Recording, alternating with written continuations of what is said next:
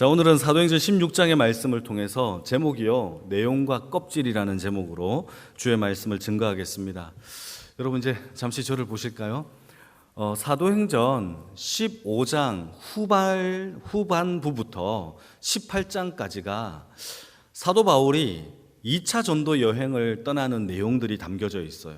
그러니까 그전에는 1차 전도 여행이 담겨 있고 그 이후에는 2차 전도 여행이 담겨 있는데 그 중간에 예루살렘 공의회가 있어요. 거기에서 두 가지를 결의합니다. 하나는 율법으로 말미암아 구원을 받는 것이 아니라 믿음으로 구원을 받는다라는 결의 하나와, 또 하나는요, 네 가지를 금지하죠. 음행을 금지하고 우상에 들어온 것을 먹지 말고 시체를 만지지 말며 그리고 피를 먹지 말라라는 이 네 가지를 결의하여서, 이때 이 결의문을 가지고 누가 가느냐? 흩어져 있는 안디옥 교회를부터 시작해서 주변에 있는 믿음의 성도들에게 실라와 유다 그리고 바나바와 사도 바울, 이 네 명이 그 결의문을 가지고 이동하여서 많은 교회와 성도들에게 그를 가르치고 훈련시키는 일들이 벌어지게 됩니다. 자, 이 일이 끝나고 난 다음에 다시 2차 전도 여행을 떠나는 장면이 오늘 본문에 펼쳐지게 되는데, 여러분 1차 전도 여행 때까지는 사도 바울이 누구와 늘 함께 다녔느냐 하면 바나바라는 사람과 함께 늘 다녔어요.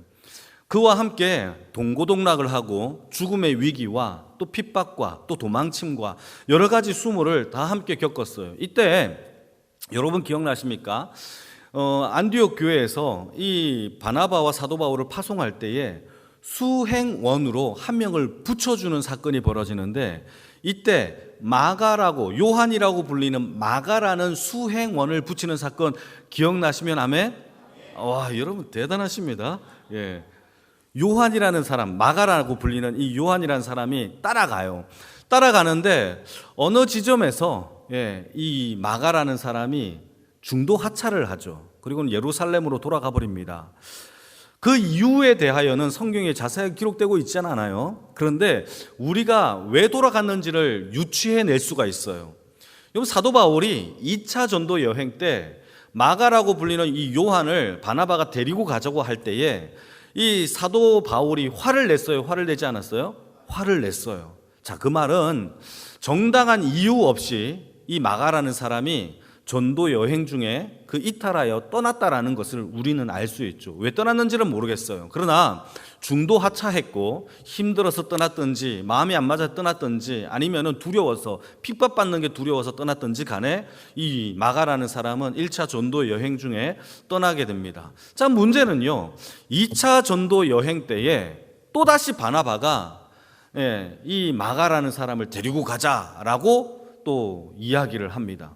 그러자 사도 바울이 그건 안 된다. 1차 전도 여행 때 중도 하차했던 이 마가라는 사람을 데리고 가면 우리의 복음 사역에 또 해를 끼칠 뿐만 아니라 이건 아니야 라고 반대를 하죠. 자, 이때 바나바와 사도 바울의 이 갈등이 얼마나 심했느냐 성경이 기록하고 있어요. 한번 읽어볼까요? 사도행전 15장 39절에서 40절 말씀 같이 읽겠습니다. 시작. 서로 심히 다투어 피차 갈라서니 바나바는 마가를 데리고 배 타고 구브로로 가고 바울은 신라를 택한 후에 형제들에게 주의 은혜에 부탁함을 받고 떠났대요. 완전히 갈라서서 다른 길로 갔어요. 그러니까 바나바는 마가를 데리고 1차 전도 여행을 떠났던 배를 타고 구브로 섬에 다시 들어갔고, 반대로 이 사도 바울은요, 육로를 따라서 수리아 지역과 길리기아 지역과 위에 있는 본도 지역으로 올라가는 일들을 이제 하게 되어지는 겁니다. 자, 이렇게 떠났어요. 이 사도 바울을 중심으로 한번 살펴보자면 루스드라와 더베에, 수리아와 길리기아를 떠나서 루스드라와 더베에 도착했던 이 사도 바울이 이때 여러분 성경에 기록되기를 누구를 만나느냐? 바로 그 사도 바울의 제자인 디모데를 만나는 사건이 벌어지게 돼요. 자, 그러니까 바나바와 헤어지고 난 다음에 하나님이 이 사도 바울에게 붙여줬던 믿음의 신실한 사람은 누구냐 하면 이제 디모데를 붙여주고, 디모데가 이제 사도 바울과 함께 복음의 사역을 2차와 3차 사역을 잘 감당하게 되어지는 사건이 벌어집니다. 자, 그런데 이상한 것은 사도 바울이 전도 여행을 떠나요. 그 도시에 도착을 하게 되면 이 사도행전은요, 사도 바울이 어떤 사역을 했는지를 주목하여서 이런 사역 저런 사역을 했던 것을 설명하는데, 이상하게도 루스드라라는 이 지역, 더베라는 지역에서 디모데를 만난 사건에 대해서는요, 루스드라에서 어떤 사건, 어떤 복음, 어떤 일이 벌어졌는지에 대해서는 기록하고 있지 않아요.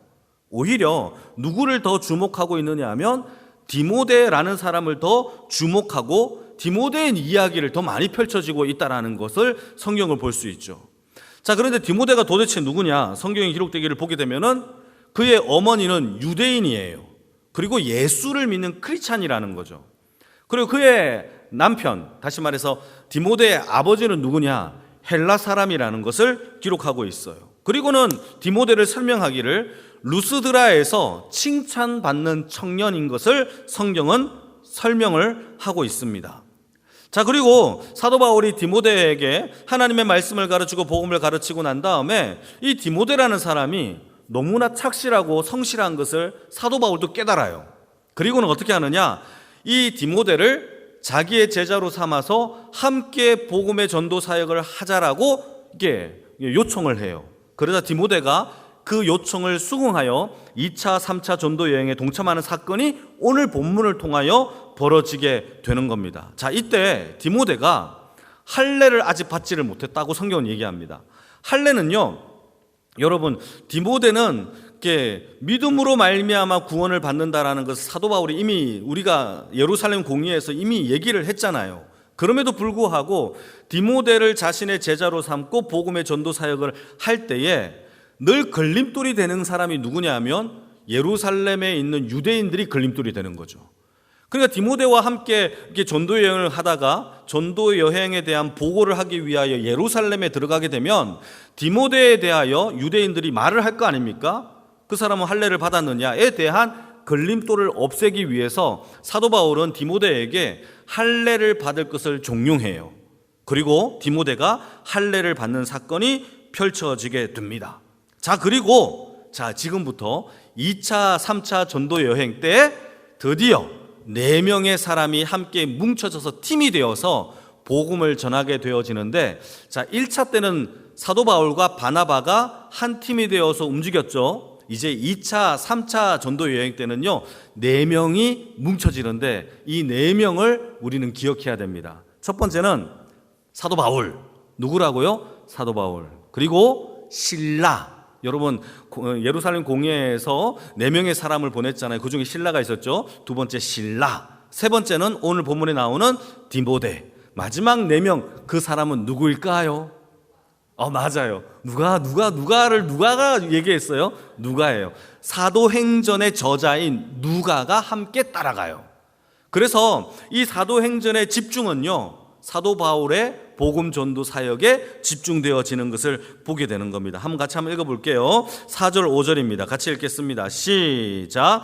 여러 성으로 다녀갈 때에 예루살렘에 있는 사도와 장로들이 작정한 규례를 그들에게 주어 지키게 하니 이에 여러 교회가 믿음이 더 굳건해지고 수가 날마다 늘어가니라. 이게 전도 2차 전도 여행 때의 모습이라는 거죠. 이 4명의 이 복음의 전도의 사역의 팀들이 수리아를 거쳐 길리기아, 더베, 루스, 그다음에 그 위에 있는 본도 지역까지 복음을 전하게 될 때에 여러 성을 다니면서 주의 복음을 증거했고, 가는 곳마다 하나님의 말씀이 증거되고 믿음의 굳건한 역사가 일어났다라고 성경은 기록하고 있습니다. 이게 오늘 본문의 전부입니다. 자, 여기에서 우리가 두 가지를 좀 묵상하면서 기도를 하려고 하는데 1절 말씀을 같이 한번 보시겠습니다. 1절 같이 읽겠습니다. 시작.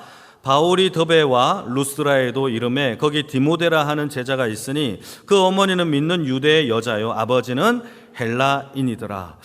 여러분, 사도 바울이 더베와 루스드라에 복음을 전했는데, 여러분 이건 또 어려울 텐데, 루스드라와 더베의 1차 전도 여행 때에도 이 지역에 복음을 전했을까요? 안 전했을까요? 이거 어렵죠? 전했어요. 이때 한번 읽어볼까요? 사도행전 14장의 말씀인데 같이 한번 읽겠습니다. 이건 1차 전도 여행 마지막 부분입니다. 5절 7절 시작. 이방인과 유대인과 그 관리들이 두 사도를 모욕하며 돌로 치려고 달려드니 그들이 알고 도망하여 루가오니아의 두 성 루스드라와 더베에 그 근방으로 가서 거기에서 뭘 전했죠? 복음을 전했다라는 것이 1차 전도 여행 때 이미 있었던 사건이에요. 자, 그러니까 여기서 우리가 한 가지 힌트를 알 수 있죠. 1차 전도 여행 때 사도 바울과 바나바가 루스드라와 더베 지역에 이미 복음을 증거했고, 자, 그리고 오늘 본문 1절 말씀을 보시게 되면 사도행전의 저자 누가가 사도 바울과 디모데의 관계를 1절에 뭐라고 기록하고 있느냐 하면 사도 바울의 제자라고 이미 설명을 해놓고 있어요. 여러분, 제자라고 이야기하는 것은 무슨 뜻이냐면 디모데가 복음을 듣고 그가 크리스찬이 된 이유의 배경이 누구의 영향을 받았다라는 거예요? 사도 바울의 영향을 받았다라는 것이죠. 그러니까 학자들은 1차 전도 여행 때 이미 14장에서 복음을 전했고 1년이 지난 이후에 2차 전도 여행 때 이 디모데라는 사람은 이미 복음으로 훈련이 되어서 어느 정도 성장하여 동네 사람들이 훌륭한 청년, 복음의 청년이라는 것을 이미 칭찬하고 인정하는 사건이 벌어졌다라는 것을 알 수 있는 거예요. 자, 디모데가 누구에게 훈련받은 거죠? 사도 바울에게 훈련받았어요. 디모데 후서 1장 5절 말씀에도 보게 되면 사도 바울이 디모데의 어머니와 외할머니에 대한 이야기를 할 때에도 성경은 뭐라고 기록하고 있느냐 하면 이렇게 기록합니다. 디모데의 어머니 로이스와 외조모 유니게의 믿음의 영향을 받았대요. 자, 그러면 이 학자들은 여기에서 뭘 주목하고 있느냐 하면 사도 바울이 디모데의 어머니와 할머니의 이름을 알 만큼 그대의 가정 속에서 믿음의 영향력을 크게 끼쳤다라고 이야기하고, 그들 또한 사도 바울이 복음을 통하여 그들에게 예수를 영접시켰음을 그렇게 설명을 하고 있는 거예요. 자, 여기에서 우리가 좀 생각을 해봐야 될 것은 무엇이냐면 1차 전도 여행과 2차 전도 여행 사이에는 이미 1년이라는 긴 시간이 흘렀고 그 긴 시간 동안에 이 디모데는 믿음의 훌륭한 복음의 청년으로 성장하고 있는 것을 보게 됩니다. 그리고 이 사도행전의 저자 누가는요, 이 디모데를 향하여서 사도 바울이 가장 아낀 제자, 사랑했던 제자, 믿음으로 낳은 아들이라고 설명을 해주고 있으면서 여러분 또 성경 가운데 디모데 전서 후서를 기록한 것을 보게 될 때에 디모데 전서 후서가 무슨 내용이냐면 사도 바울의 복음에 대한 목회 서신을, 모든 복음에 대한 이야기와 목회에 대한 어떤 노하우를 그의 사랑하는 아들 디모데에게 전수해 주고 있는 전례 없는 목회 서신이 기록된 거예요. 여러분, 스승이 제자에게 목회 서신을 가르쳐 주고 있는 책은 이거밖에 없는 거예요. 성경 유일하게 전례 없는 목회 서신을 기록할 만큼 사도 바울은 디모데를 너무너무 사랑했고 아꼈던 것입니다. 자, 제가 지금까지 이렇게 장황하게 설명한 것은 이제 이거를 이야기하려고 하는 거예요. 자, 여기에서 우리가 한번 생각해 봐야 되는 것은 한 교회에서 복음이 흘러가는 유일한 방법은요, 스승과 제자의 관계 속에서만 흘러가요. 이거 정말 중요해요. 복음을 전하는 자를 스승으로 여기세요. 그걸 안 여기면 그에게 복음이 안 흘러가요. 그냥 남남이에요. 진짜예요. 동일하게 딴 길을 가다가 끝나는 거예요. 여러분, 우리 아이들이 교회를 다니지만 그들이 복음이 들어가지 못하는 이유는 스승이 없기 때문이에요. 없어요. 그가 배울 스승이 없기 때문에 시간이 지나면 지날수록 중학교, 고등학교, 대학교 가면 떠나는 거예요. 우리가 스승이 되어야 되겠죠. 내가 스승이 되어야 하는 거예요. 여러분, 이건 교회만 그런 게 아니에요. 판소리를 가르치는 판소리의 스승도요, 제자에게 그 기술과 노하우를 가르쳐요. 그래서 유능한 판소리하는 노래하는 사람은요, 나의 스승은 누굽니다 라고 족보가 있어요. 한낱 판소리도 스승과 제자의 관계 속에서 그 전수가 흘러가는데, 하나님의 말씀을 가르치는 이 모든 과정 속에서 우리는 스승과 제자의 관계를 너무 간과하고 있어요. 성악하시는 분들도 다 제자들이 있어요. 피아노 하는 피아니스트도 다 제자가 있어요. 난 누구의 스승이다. 저도요, 내 스승이 있어요. 나의 스승이라고 그냥 과감하게 얘기를 해요. 왜? 저는 그분한테 배웠기 때문에. 여러분들은 스승이 누구예요? 성경은요, 우리에게 분명히 얘기합니다. 디모데가 사도 바울에게 복음을 듣고 그가 훌륭한 목회자가 되어진 것처럼 성경에는 여기뿐만 아니라 모세의 제자 여호수아가 그의 믿음의 역사를 이끌어 민족의 지도자가 되어진 것처럼 사도 바울은 디모데, 베드로는 마가 뿐만 아니라 예수님도 12명의 제자가 있어서 그들에게 복음을 전했던 것처럼 교회는요, 아름다운 교회가 성성되어지기 위해서는요, 반드시 여러분 스승과 제자의 관계 속에서 복음의 역사가, 믿음의 역사가 전수되어지는 줄 믿으시기를 축복합니다. 그래서 성경은요, 아브라함이라는 한 사람을 불러서 하나님이 그를 훈련시키실 때에 하나님이 직접 훈련시키셔요. 스승은 하나님이세요. 25년 동안 그에게 믿음을 가르쳐주기 위하여 죽은 자도 살리는 그 믿음을 그에게 하나님이 알게 하기 위하여 그의 아들 이삭까지도 죽이라고 하나님이 시험하신 거 아니겠습니까? 중요한 얘기예요. 여러분, 모세는요 40년 동안 미디안 광야에서, 요셉은요 애굽에서 훈련시키셨어요. 감옥 속에 들어가고 누명도 받고, 뿐만 아니라 야곱 또한 밧단 아람에서 엄청난 사람을 만나죠. 라반이라는 사람을 만나서 그 인생 가운데 엄청난 여러 가지, 자기가 속이는 자인데 더 속이는 자를 만나서 자기 인생이 뒤집어지는 이스라엘의 역사가 일어난 것이 성경에서 말하고 있는 훈련이에요. 여러분, 오늘 이 밤에 우리도 기도해야 됩니다. 우리 영광교회가 살아나기 위해서는요, 뭐가 필요한지 아십니까? 스승과 제자의 관계 속에서 하나님의 믿음과 역사와 복음이 흘러가야 돼요. 여러분, 남남이 돼서는 안 돼요. 우리의 자녀들에게, 우리의 주일학교 학생들에게, 중고등부 우리 청년들에게 뿐만 아니라 우리 어른들에게도 하나님의 복음이 흘러가기 위해서는 먼저 가르치는 자가 전하는 자에게 그런 믿음의 역사가 일어나는 아름다운 교회가 되어지기를 주님의 이름으로 축복합니다. 그래서 기도합시다. 여러분, 믿음의 훈련을 통하여 주의 제자들이 많아지고 늘어나고 커지는 주의 은혜가 있게 하여 주시옵소서. 교회의 부흥은요, 숫자에 있지 않아요. 숫자가 많아지는 게 아니라 그리스도의 제자가 많아져야 돼요. 그게 부흥이에요. 여러분, 그러한 은혜가 영광교회 가운데 넘쳐나기를 축복합니다. 연말이 되니까요, 이 말씀을 준비하면서 더 간절해졌어요. 왜냐하면 2026년도에 섬기실 봉사자들을 이제 모집을 해야 되는데 막 당장 반주자나 여러 가지 섬길 그 위치에 사람들이 막 없어요. 그러니까 여러분, 교회는요 사람을 양육하고 훈련하는 그러한 은혜가 있게 해달라고 여러분 같이 한번 기도하기를 축복합니다. 또 한 가지 묵상합시다. 4절 말씀인데요, 4절 같이 읽겠습니다. 시작. 여러 성으로 다녀갈 때에 예루살렘에 있는 사도와 장로들이 작정한 규례를 그들에게 주어 지키게 하니, 4절 말씀은요, 이제 이 하나님의 택하심을 받았던 이 사도 바울과 함께한 모든 자들이 이제 각 성을 다니면서 교회가 정한 것들을, 규례를 가르치기 시작해요. 율법으로 구원을 받는 것이 아니라, 할례가 아니라 믿음으로 구원을 받는다, 이것과 조금 전에 말씀드린 것처럼 4가지 금지사항을 막 가르치면서 교회 가운데 하나님의 규례와 말씀 가운데 성장할 수 있도록 이렇게 가르치고 있다는 것이죠. 여러분, 교회가 결정한 결의사항을요 지킨다라는 것 자체가요, 이 교회가 하나님의 말씀을 따라간다 안 따라간다를 결정짓는 중요한 잣대가 되는 거예요. 중요한 얘기입니다.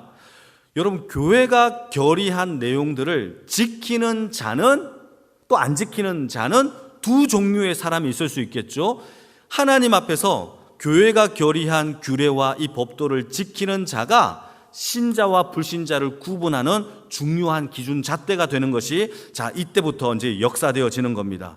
여러분, 지금 우리 교회도 지금 우리에게 한번 적용을 해보게 되면, 여러분, 우리 한국 교회에도 성도들을 향한 규례와 질서의 법칙이 있을까요, 없을까요?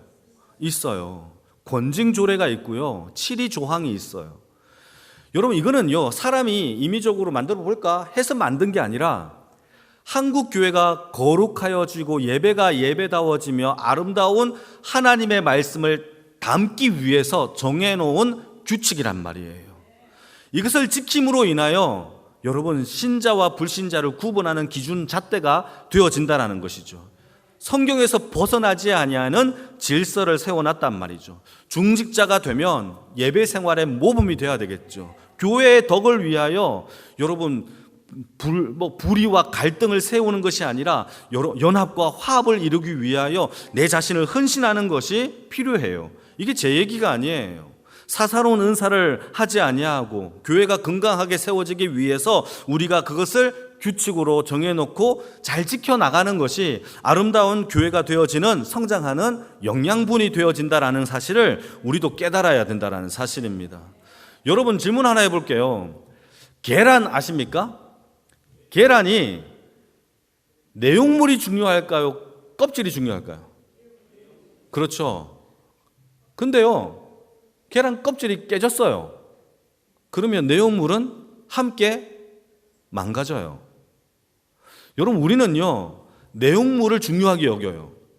그런데요, 담아 놓는 껍질이 중요하다는 사실 잘 모를 때가 많아요. 중요해요. 성경이라는 이 복음의 진리를요, 담아 놓는 이 질서와 규칙을 우리는 자꾸 간과해요. 본질만 있으면 되지. 그런데요, 본질을 담을 수 있는 껍질 또한 중요해요. 껍질이 깨지면 내용물도 상해요. 그래서요, 교회는요, 다른 이단들과 다른 법칙에 휘둘리지 아니하도록 규칙과 질서를 세워놓은 거예요. 그 질서 속에서 이거는 높낮이가 아니에요. 하나님 앞에 우리가 질서를 지킴으로 인하여 본질의 중요함을 깨닫고 그 본질을 통하여서 하나님의 거룩한 교회가 되어 나가기 위한 규칙이고 질서라는 것이죠. 여러분, 교회가요, 사도 바울과 그에 함께했던 복음의 전도자들이 무엇을 가르쳤는지 아십니까? 하나님의 말씀 또한 가르쳤지만 교회가 정한 결의사항 또한 가르쳤어요. 그게 왜 중요하냐? 여러분, 복음을 담을 수 있는 아름다운 교회가, 교회 자체가 바로 세워져야 하기 때문입니다. 여러분, 이 밤에 우리 또한 이 영광교회가 아름다운 복음을 담아낼 수 있는 규칙과 질서를 지키는 거룩한 교회가 되게 해달라고 이 밤에 기도하는 주의 은혜가 있기를 주님의 이름으로 축복합니다.